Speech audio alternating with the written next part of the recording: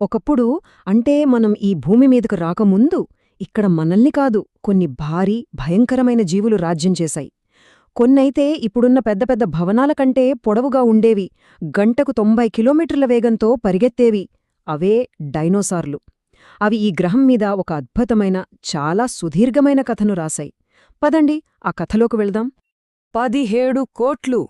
అవును, అక్షరాల 17 కోట్ల సంవత్సరాలు డైనోసార్స్ ఈ భూమిని ఏలాయి. మన మానవ చరిత్ర మొత్తం కలిపిన సరే ఈ నంబర్ ముందు ఒక చిన్న ఇసుక రేణువులాంటిది.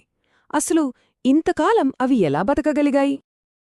డైనోసార్ల కథ మొదలైంది సుమారు 30 కోట్ల సంవత్సరాల క్రితం.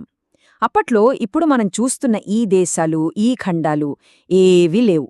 భూమిపై ఉన్న నేలంతా ఒక్కటిగా ఉండేది. దాన్ని ప్యాంజియా అనే ఒకే ఒక్క మహాఖండంగా పిలిచేవాళ్లు. అక్కడే ఈ అద్భుతమైన జీవుల ప్రయాణం స్టార్టైంది. డైనోసార్ల ఈ సుదీర్ఘమైన ప్రయాణాన్ని మనం 3 ముఖ్యమైన భాగాలుగా చూడొచ్చు. అవేంటంటే ట్రయాసిక్, జురాసిక్, క్రిటేషియస్ యుగాలు. ఈ టైంలైన్ మనల్ని ఆ కాలంలోకి తీసుకెళ్తుంది. పదండి, ఒక్కో యుగంలో ఏం జరిగిందో తెలుసుకుందాం. ట్రయాసిక్ యుగం చివరికొచ్చేసరికి ఆ ప్యాంజియా అనే మహాఖండం విడిపోవడం మొదలైంది. ఇక భూమి లోపల నుంచి భయంకరమైన అగ్నిపర్వతాలు బద్దలయ్యాయి. వాతావరణం మొత్తం విషంతో నిండిపోయింది. ఈ మార్పును తట్టుకోలేక చాలా జీవులు, ముఖ్యంగా చల్లటి రక్తమున్న జీవులు చనిపోయాయి. కాని తమ శరీరాన్ని వెచ్చగా ఉంచుకోగల చిన్న డైనోసార్లు మాత్రం ఈ విపత్తులో బతికి బయటపడ్డాయి. ఖాళీగా ఉన్న ఈ ప్రపంచం మొత్తం వాటి సొంతమైంది. ఆ తర్వాత వచ్చింది జురాసిక్ యుగం. ఈ టైంలో డైనోసార్లు మన ఊహకు కూడా అందని సైజులో పెరిగాయి. ఉదాహరణకు 15,000 కిలోల బరువున్న టైటానోసారస్, అంటే దాదాపు 2 పెద్ద ఏనుగుల బరువు. అదే సమయంలో మరో అద్భుతం జరిగింది. కొన్ని డైనోసార్లు మొదటిసారి రెక్కలు విప్పి ఆకాశంలోకి ఎగిరాయి. ఇక క్రెటేషియస్ యుగం, దీన్ని డైనోసార్ల స్వర్ణయుగమని చెప్పొచ్చు. పరిణామక్రమంలోనే అత్యంత భయంకరమైన సృష్టి జరిగింది. అదే టైరన్నోసారస్ రెక్స్, అంటే మనందరికీ తెలిసిన టీరెక్స్. ఆహార గొలుసులో దానికి తిరుగులేదు. దాని ఆకలి ఎంత తీవ్రంగా ఉండేదంటే కొన్నిసార్లు దాని జాతికి చెందిన వేరే టీరెక్స్లను కూడా తినేసేది. 17 కోట్ల సంవత్సరాల తిరుగులేని ఆధిపత్యం. అంతా అద్భుతంగా సాగిపోతోంది. కాని డైనోసార్లు కలలో కూడా ఊహించని ఒకరోజు రానే వచ్చింది. ఆ ఒక్కరోజే వాటి కథను శాశ్వతంగా ముగించేసింది. అంతరిక్షం నుంచి భూమివైపు ఒక పేను విపత్తు దూసుకొస్తోంది. అదే ఒక ఆస్టెరాయిడ్, అంటే ఒక గ్రహశకలం. దాని సైజెంతో తెలుసా? 15 కిలోమీటర్ల వెడల్పు. అది మామూలు వేగంతో రావట్లేదు. ఒక జెట్ విమానం కన్నా 150 రెట్లు ఎక్కువ వేగంతో భూమిని ఢీకొట్టడానికి వస్తోంది. ఆ గ్రహశకలం భూమిని ఢీకొన్నప్పుడు రిలీజైన శక్తిని మనం ఊహించుకోవడం కూడా చాలా కష్టం. సింపుల్గా చెప్పాలంటే హిరోషిమా నాగసాకి మీద వేసిన అణుబాంబులున్నాయి కదా, అలాంటివి 100 కోట్ల బాంబులు ఒకేసారి పేలితే ఎంత శక్తి వస్తుందో అంతకన్నా ఎక్కువ శక్తి ఒక్క క్షణంలో భూమి మీద పడింది. ఇక ఆ తర్వాత భూమి మీద నరకం మొదలైంది. ఫస్ట్ ఆ ఆస్టరాయిడ్ పడిన చోట 180 కిలోమీటర్ల వెడల్పున్న ఒక పెద్ద గొయ్యేర్పడింది. అక్కడున్న ప్రతీదీ ఆవిరైపోయింది. ఆ వేడికి 1000 కిలోమీటర్ల దూరంలో ఉన్న అడవులు కూడా క్షణాల్లో మండిపోయాయి. సముద్రాలు అల్లకల్లోలంగా మారాయి. 2 కిలోమీటర్ల ఎత్తైన సునామీ అలలు మొత్తం తీరాలను ముంచేశాయి. ఇక చివరిగా ఆకాశం మొత్తం దుమ్ము ధూళితో కప్పేసింది.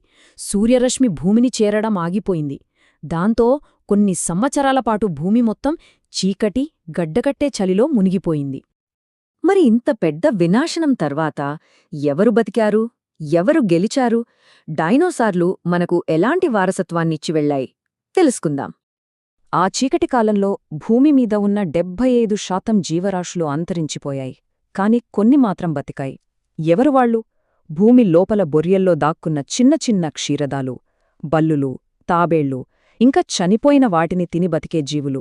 ఇక్కడొక ముఖ్యమైన పాయింటేంటంటే 25 కిలోల కన్నా తక్కువ బరువున్న జీవులు మాత్రమే ఈ విపత్తు నుంచి బయటపడగలిగాయి.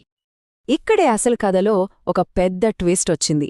డైనోసార్ల వినాశనం ఒక కొత్త శకానికి దారితీసింది. అదే క్షీరదాల యుగం. ఆ మార్పు జరగకపోయుంటే బహుశా మనం అంటే మానవులం అసలుండేవాళ్లమే కాదు. ఒక రకంగా చెప్పాలంటే మన ఉనికికి ఆ ఆస్ట్రాయిడే కారణం. కానీ ఇక్కడొక ప్రశ్న, డైనోసార్లు నిజంగా పూర్తిగా అంతరించిపోయాయా? సమాధానం తెలిస్తే మీరు ఖచ్చితంగా ఆశ్చర్యపోతారు. నిజానికి డైనోసార్లన్నీ అంతరించిపోలేదు. ఆ రోజు ఎగిరే డైనోసార్లు కొన్ని బతికాయి కదా, అవే ఈరోజు మనం చూస్తున్న పక్షులుగా మారాయి. ఇంకా చెప్పాలంటే ఒకప్పుడు ఈ భూమినే గడగడలాడించిన ఆ భయంకరమైన టీరెక్స్ ఇప్పుడు మన పెరట్లో తిరిగే కోడికి చాలా దగ్గరి బంధువు. వినడానికి వింతగా ఉన్నా ఇదే నిజం. సరే, డైనోసార్ల కథ మనకొక పెద్ద పాఠం నేర్పుతుంది. ఇప్పుడు ఆ గతాన్ని వదిలి వర్తమానంలోకి వద్దాం. ఎందుకంటే శాస్త్రవేత్తలు మనమిప్పుడు 6వ మహావినాశనం అంచున ఉన్నామని హెచ్చరిస్తున్నారు. ప్రస్తుతం నాసా లాంటి స్పేస్ ఏజెన్సీలో మన భూమికి దగ్గరగా తిరుగుతున్న సుమారు 29,000 ఆస్టరాయిడ్లను ప్రతిరోజూ ట్రాక్ చేస్తున్నాయి. ఎందుకంటే వాటిలో కొన్ని భవిష్యత్తులో మనల్ని ఢీకొట్టే ప్రమాదముంది. అయితే డైనోసార్లలా మనం నిస్సహాయంగా చూస్తూ ఉండిపోవాల్సిన అవసరం లేదు. మన దగ్గర టెక్నాలజీ ఉంది. రీసెంట్గా నాసా చేసిన డార్ట్ మిషన్ తెలుసు కదా, మనవైపు వస్తున్న ఒక ఆస్టరాయిడ్ దారిని మనం మార్చగలమని అది విజయవంతంగా ప్రూఫ్ చేసింది. ఇది ఫ్యూచర్లో మనకొక రక్షణ కవచం లాంటిది. గమనించండి, 5వ మహావినాశనానికి కారణమేంటి? అంతరిక్షం నుంచి వచ్చిన ఒక 15 కిలోమీటర్ల రాయి. అది ఒక సహజ విపత్తు. మరి ఇప్పుడు మనమెదుర్కొంటున్న 6వ మహావినాశనానికి కారణమెవరు? ఆ 5వ వినాశనం వల్ల లాభపడి ఈ గ్రహాన్ని ఏలుతున్న ఒకే ఒక్క జీవి, మనమే, మానవులం. కాబట్టి చివరిగా మిగిలే ప్రశ్న ఒక్కటే, డైనోసార్ల కథను ముగించింది ఒక ఆస్టరాయిడ్. మరి ఈ గ్రహం మీద జీవం యొక్క తర్వాతి కథను ముగించబోయే ఆస్టరాయిడ్ మనమేనా?